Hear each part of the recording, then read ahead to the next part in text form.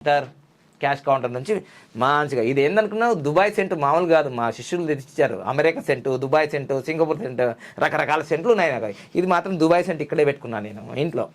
ఎక్కడ ఆఫీస్లో దీన్ని ఏం చేస్తాను ఇదిగో ఈ 786ని ఓపెన్ చేసి ఇది కవర్లో వేస్తానమ్మా పవర్ఫుల్గా ఉంటుంది కదా దాన్ని పర్సులో పెట్టుకుంటాను నేను దీన్ని సపరేట్గా పెట్టుకుంటాను అన్నిటితో కలపను రానే కదా రాజే కదా అందరితో కలితే ఎలా అమ్మ బాబాయ్ ఇలా తీసేసుకొని ఆహా